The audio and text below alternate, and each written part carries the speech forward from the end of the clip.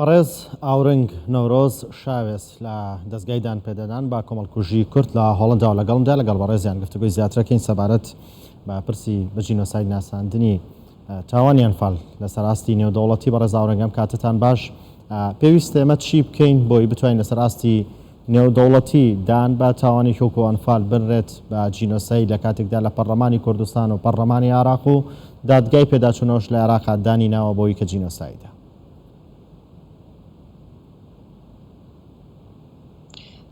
سەرتا زۆر سپاس برای بەڕێز، سپاستان ئەەکەم کە کاتتان داومەتێ بۆی بەشداری بکەن لە پرۆگرامەکەتان. پێشەکی ئەمەوێت سەرخۆشی لە خۆم و لە هەموو کوردستان بکەم بە ڕۆژێکی وان دڵتەنگ کە یادی سینۆ ساڵەی ئەنفاڵەکانی بەرزانمانە و ئەم ڕۆژ بە تایبەتی کە 100 شەهیدانمان هێنرانەوانێ و لە خاکی پیرۆزی کوردستانە نێژان. ئەوەی پێویستە ئێمە بیزانین ئەوەیە کە تا ئێستا قوربانیەکانمان دانی پیانەنراوە کە ئەمە جەنۆسایدە، ئەمە کۆمەڵکوژی کوردە بە مەبەستی ئەوەی کە میلەتی کورد نەهێڵرێت.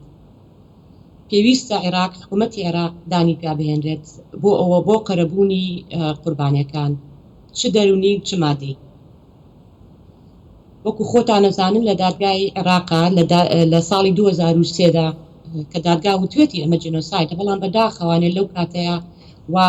بۆی نەچوونە پێشەوانێت کە لە پەرلەمانی عێراقا دانی پیا بنرێت.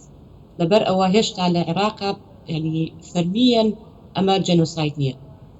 ئەوەی ئێمە ئەمانەوێ بیکەین ئەوەیە کە لە پێش هەموو شتێکەوە لە نەتەوە یەکگرتوەکان بە هاوکاری حکوومەتی هەرێم و بە تایبەتی وەزارەتی شەهیدان و ئەنفاڵکراوان کە بیخینە بەرچاو هەموو لێکڕینەوەکان بەراورد بکەین، بزانین ئەمە بە فەرمی ئەگەر سەیری جێنۆساید کنڤێنشن بکەیت، ئەمەی کە لە کوردستان ڕوویە جێنۆسایدە یاخودنا. بەداخەوانێ هەموو لە جیهاندا زۆر وڵات هەن کە جێنۆساید زۆر میلەت هەیە کە جێنۆسایدی بەسەرا کراوە، بەڵام کورد نەکێک جێنۆساید، ئەوەنە هەموو ساڵێک جێنۆسایدێکی پێ ئەکرێت. ئێستا سەیری لە 60ەکانەوانێ کوشتنی ئەو هەموو کوردە فەیلیانەمان ئینجا وردە هەموو ساڵێک کە سەیریەکەی کوردەکان ناوچەکانی کرد کە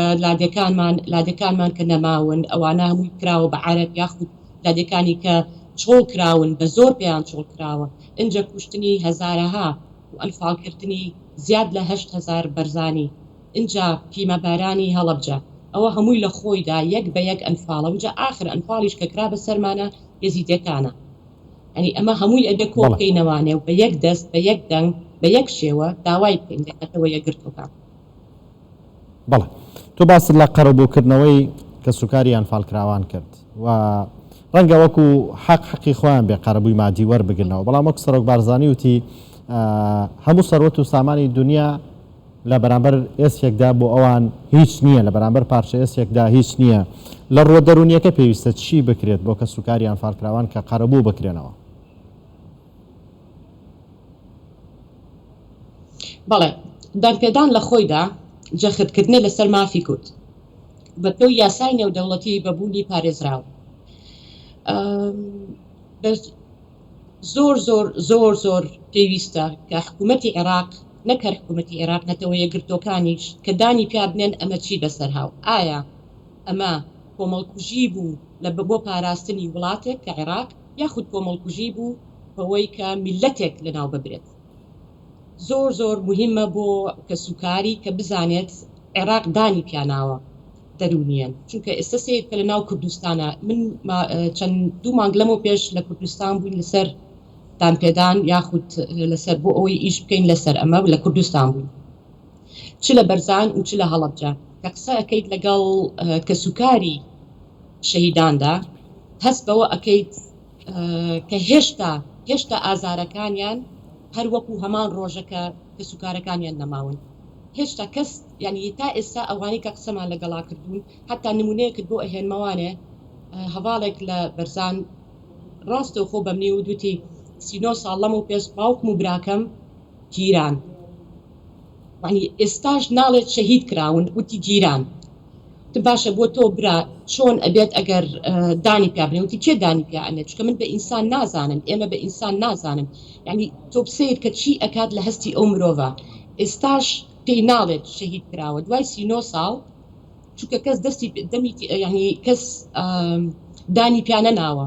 من غەڵەتم لە بەرام کرد من شتێکم کردووە کە ینی نائینسانی بووە ینی حەقی خۆی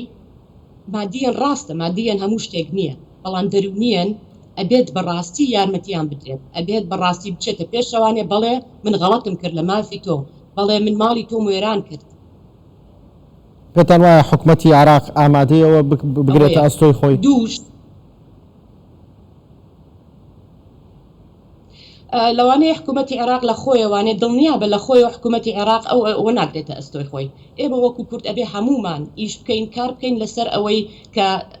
زەخت بخەینە سەر حکوومەتی عێراق اینجا یەکێک لەو زەختانە ئەوەیە لە نەتەوەیە گرتوەکانەوانێ پشتگیری نەتەوەی گرتوەکانمان هەبێ و هەروەها ئەگەر ئەمە توانیمان لە نەتەوەیە گرتوەکان دان بنێن بە کۆمەڵکوژی کورد و بینوسن وەکو جێنۆساید ئەوسا بە فشاری نەتەوەیە گرتوەکان بتوانین زەخت بخەینە سەر حکوومەتی عێراق بۆ ئەوەی دانی پیا بنێن بەڵێ بەڵام چۆن دەتوانین ئەمە بکەین چۆن دەتوانین لە نەتەوەی گرتوەکان بە ژینۆسایدی بناسێنین دەبێت چه ڕێگەیە بگرینە بەر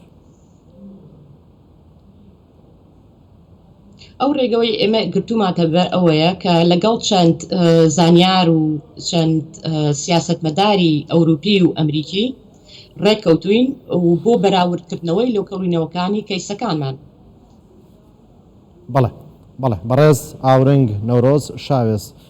لە دەستگای دان پێدانان با کۆمەڵکوژی کورد لە هۆڵەندا لەگەڵماندا سپاس بۆ بەشداریکردنتان